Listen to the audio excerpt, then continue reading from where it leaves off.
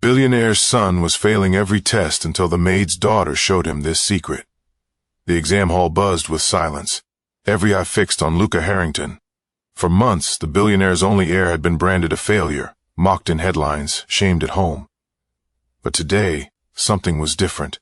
His pencil moved with a strange rhythm, his answers landing with a precision no tutor had ever managed. Then came the accusation. He cheated. The room froze. The proctor pointed to the board. "Solve it here." Now Lucas stood, marker in hand, sweat tracing his jaw. He began to write, lines that seemed rehearsed but too natural to fake. Whispers rose. How was he doing this? Who had given him the map? No one else saw. And when the truth slipped out, that it wasn't money, but the maid's small daughter behind his transformation, everything threatened to unravel. What happens when the empire learns who really saved the heir?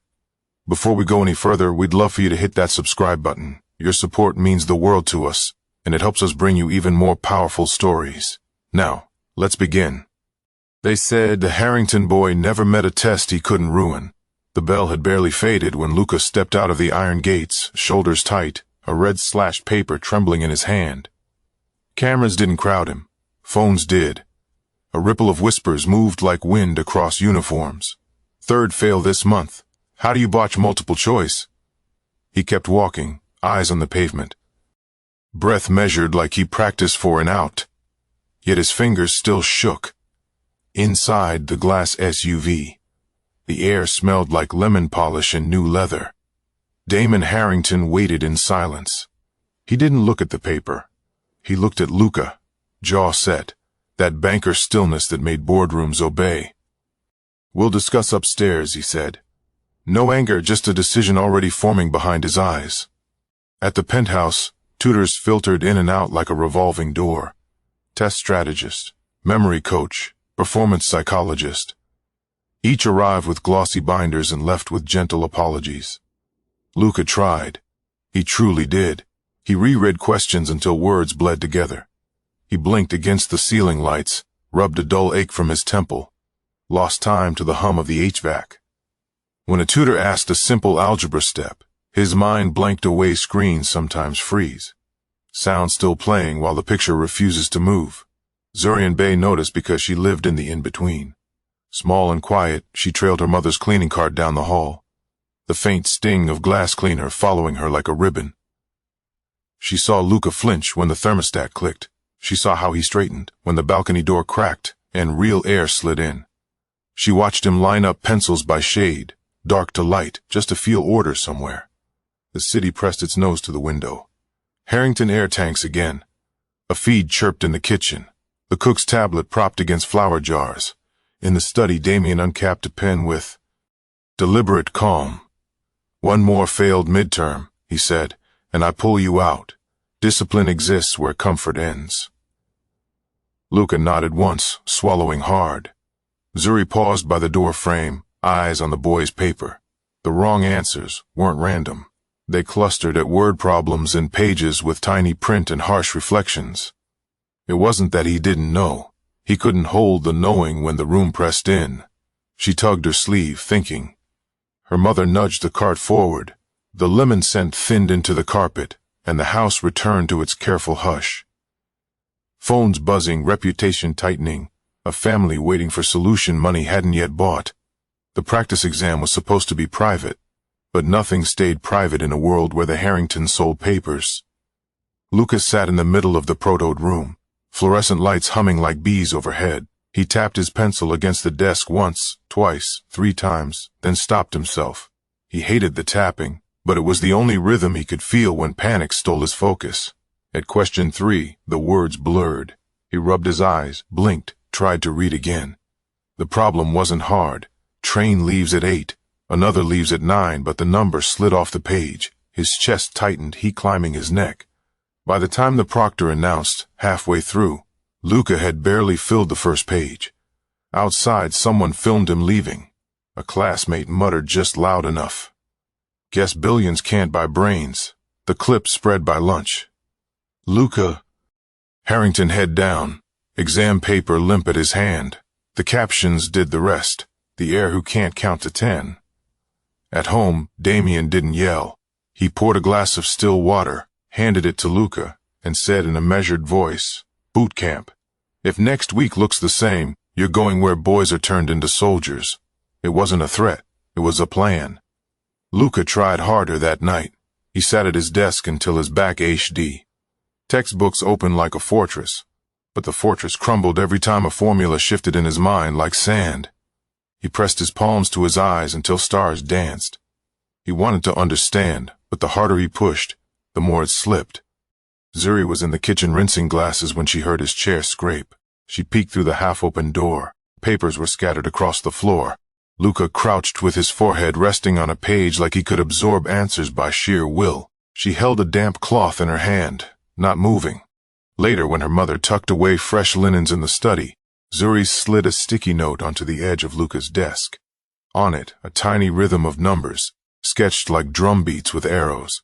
Just a hint of a trick she used to remember chores in sequence. Luca noticed it, frowned, crumpled it, and tossed it in the bin. He didn't need a maid's daughter teaching him math. The next morning, Damien's assistants confirmed enrollment papers for a summer correctional academy. Lucer overheard. His hands clenched. His father thought he was weak. His classmates thought he was a joke. In the service corridor, Zuri whispered to her mother, "He doesn't see the map. Everyone keeps giving him more roads." Her mother hushed her, but the thought lingered, clear, sharp, waiting. The Harrington Empire watched its heir collapse, while the only person who truly saw the pattern was the smallest, quietest voice in the house. The house slept heavy that night, city lights painting long stripes across the marble floor. Luca's textbooks lay open like wounded birds, pages bent and smudged with graphite. He sat at the desk, jaw locked, pencil trembling over another blank answer. He whispered the words to himself, but they scattered before he could pin them down. His chest rose and fell in shallow bursts. Zuri padded past with bare feet, clutching her sketchbook. She lingered in the doorway, half hidden by shadow.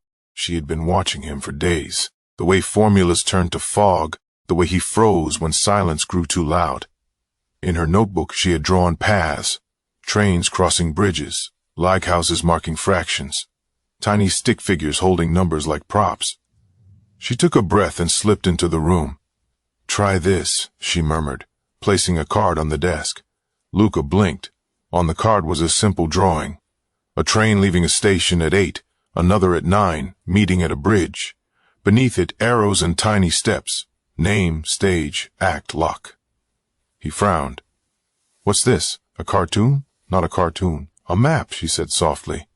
"Every problem's a story. You don't have to hold numbers L at once. Just walk through it." He almost pushed it away, but her calm was different from the tutor's polished urgency. Against his pride, he traced the arrows, named the trains, staged them on the path, acted out the steps, lock it with the sketch. For the first time, the numbers didn't blur. They lined up like actors on a stage. He solved it. Breath left him in a laugh he hadn't expected. "Do it again," Zuri urged. She tapped a pencil in rhythm. Name, stage, act like Luca followed, his lips moving as he built a path aloud. Another answer. "Correct." He looked at her, suspicion flickering. "That's luck." She shook her head.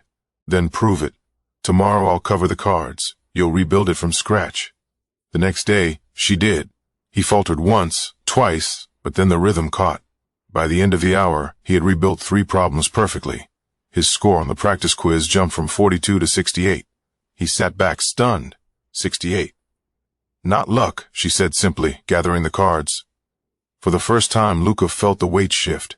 Maybe he wasn't broken. Maybe he'd just been walking roads without a map. In the quiet, Zuri's method hummed like a secret engine, small but unstoppable. The midterm arrived with the weight of a storm. The exam hall was cold, lights buzzing sharp against the white walls. Desks stood in rigid rows, each chair a little island where failure or triumph would be decided in ink. Lucas sat in the front, his back stiff, the faint scent of disinfectant stinging his nose. He pressed the edge of his pencil into his palm, just to feel grounded. The proctor watched like a hawk. Every cough echoed. Every shuffled page scraped the silence. Lucas' heart kicked against his ribs. Normally this was where his mind shut down. Words would blur, Numbers slip away. His throat tightened until he heard it. Zuri's rhythm, not in sound, but in memory name.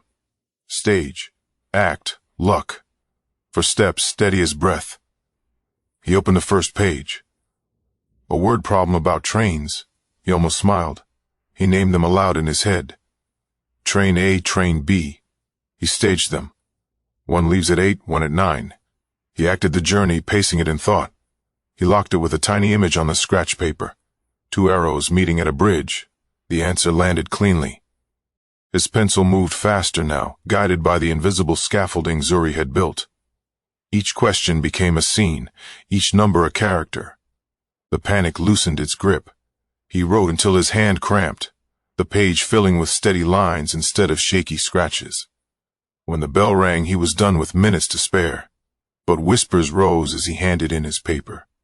A classmate leaned back, smirking. No way. Harrington finished that without cheating. The words spread like smoke. The proctor narrowed his eyes. Show us question 12. Solve it here now. The room went still. Luca walked to the board, marker in hand. His palms were slick, but the rhythm held name, stage, act, luck. He spoke each step aloud, mapping it in simple beats. The solution unfolded line by line. No hesitation, no crutches. When he finished, the silence was louder than the buzz of lights. Even the proctor nodded once, clipped and firm. No cheating, just method. Results posted 2 days later. Luca ranked 3rd in the class. Headlines didn't mock, they marveled. The Harrington heir climbs back in the penthouse. Damien read the report twice. His expression barely shifted, but his hand tightened on the page. Something had changed, and Luca's eyes, brighter now, looked not at the ground, but forward toward the girl who had given him the map. Damon Harrington wasn't a man who asked twice. When the results came in, he summoned Luca to the study. The room smelled of cedar and old leather, the city skyline burning gold beyond the glass. Luca stood straight, exam paper in hand, top marks circled in green. Damien tapped the page. You did this? Yes, Lucas said. His voice didn't shake this time, but not alone. He turned toward the kitchen door where Zuri hovered, clutching her sketchbook to her chest. Damon frowned, motioning her forward. She stepped softly, shoulders tight, but her eyes steady. Luca laid her cards on the desk. Trains, bridges, laghouses. He explained her method, each rhythm, each sketch, as if unveiling a code. For a long moment, Damien said nothing. Then his jaw loosened. He had paid for tutors with degrees longer than their resumes. And yet, it was a maid's daughter who had cracked the wall. At the next board press conference, Damien did something uncharacteristic. See, he gave credit. Standing before the cameras, he spoke of a young mind in this household who saw what others overlooked. He announced the Harrington Scholars Program, scholarships for the children of every staff member, starting with Zuri and Bay. Flashbulbs popped. Reporters scribbled. For the first time, the story wasn't about Luca failing. It was about a girl whose quiet eyes had changed the game. Weeks later, Zuri sat at her own desk, scholarship letter pinned above it. She traced a new card, a bridge, this time leading into the future. Luca leaned over, repeating softly, name, stage, act, luck. His smile was genuine. Justice hadn't come as punishment. It had come as recognition. And from that night on, the Harrington penthouse felt less like a fortress and more like a place where even the smallest voices could redraw the map. If this story gripped you, just imagine what's coming next. Don't miss the twists, the justice, and the moments that change everything. Hit subscribe, turn on the bell, and join us for the next chapter.